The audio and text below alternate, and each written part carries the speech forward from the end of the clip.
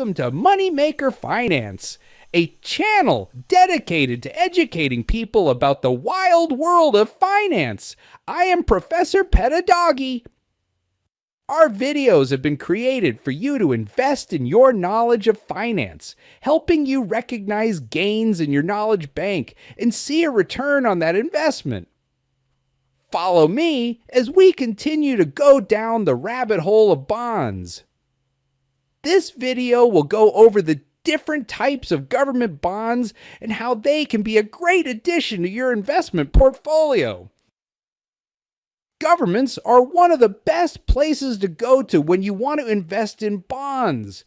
Government bonds are issued by the U.S. government and local municipalities. They provide investors with a low-risk way to invest their money. Bonds issued by the United States government have different options for the term length.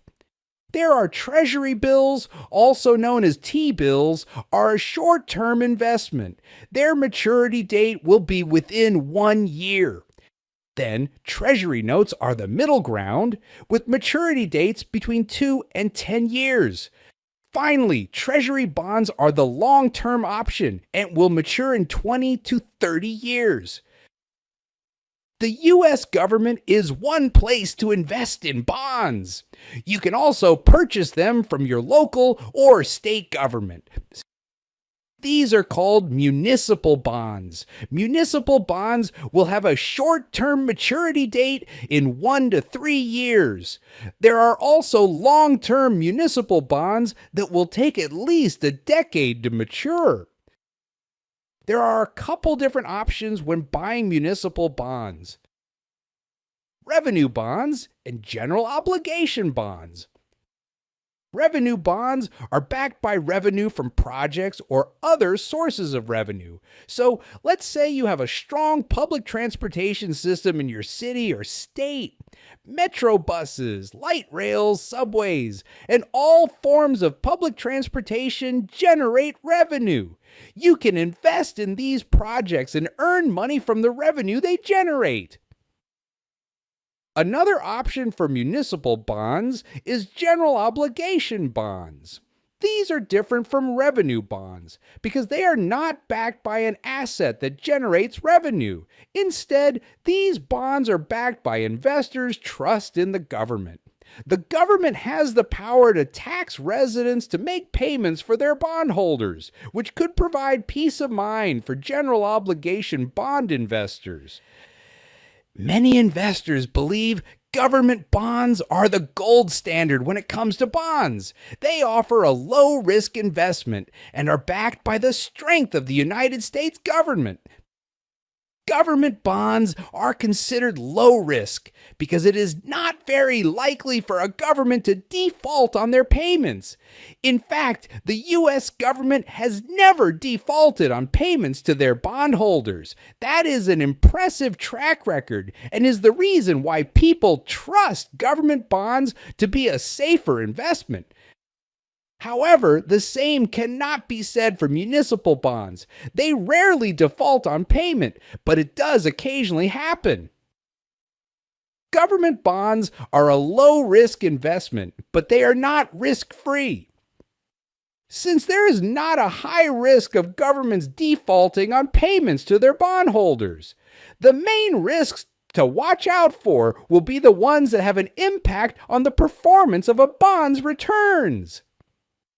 Interest rates are going to be the biggest threat to your bond's performance. In finance, they call this interest rate risk. That is because bonds are linked to the underlying interest rate environment. This causes government bonds to have a somewhat backwards relationship with interest rates.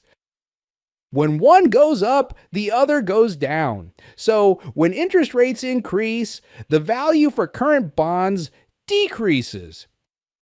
On the other hand, when interest rates decrease, the value of current bonds will increase. Here's an example of the funky relationship between interest rates and bonds. Say you invested $1,000 in a 10-year government bond with a 3% rate. You will receive $30 each year in interest payments, totaling $300 in interest income over 10 years. Now, say interest rates go up to 4%. Those new bonds are going to be more appealing to investors because they would generate more interest. The investor would now make $40 per year and $400 in 10 years. So, what does that mean for the investor with a 3% rate? They can keep that investment and let it mature. Or they could take a more aggressive approach and sell their bonds, then buy new bonds at a higher rate. If they sell their bonds, they might need to sell them for less than $1,000. That is because there will be less demand for the 3% bonds. They also might need to purchase the new bonds for more than face value because there will be more demand for the new bonds. The opposite would happen if interest rates went down to 2%. Investors holding the current bonds at 3% will see an increase in their bonds' value. That is because there is going to be more demand for the 3% bonds instead of 2%. The investor could sell their current bonds above at a premium, which is when they are sold above their face value. Then they could turn around and buy new bonds at a discount. When bonds are sold below their face value, they are sold at a discount. Sometimes investors will buy bonds below their face value because they can offer a better yield to maturity. But wait! What is yield to maturity? Our video on bond yields will help answer that question. Knowing about bond yields is one way to become a guru of government bonds. So, should you invest in government bonds? That is up to you. What are your financial goals? Government bonds can be a great way to start building an investment portfolio. Maybe you only have a savings account right now. Treasury bonds or municipal bonds can be a good beginner investment without having to be exposed to a lot of risk. They are also great for people who are seeking better returns than high-yield savings accounts and CDs, but do not want to deal with too much risk exposure like they would see if they invested in stocks. Government bonds can also be a great addition to an investment portfolio with stocks to help balance risk. Many investors will add bonds to their portfolio to create diversification.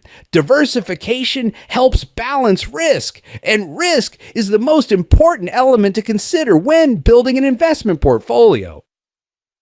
There is no such thing as investing without some sort of risk. You might be asking yourself now, what are the risks with bonds? Our next video will explore the risks associated with investing in bonds. They are a low-risk investment, but there are still risks you need to know about. You are the CEO of YOU. By learning how to invest in government bonds, you could start making money off the government. Thank you for watching. Go check out our other videos to learn what I learned in finance school. Saving you the 6 figures of student loan debt. Just hit the like and subscribe buttons instead.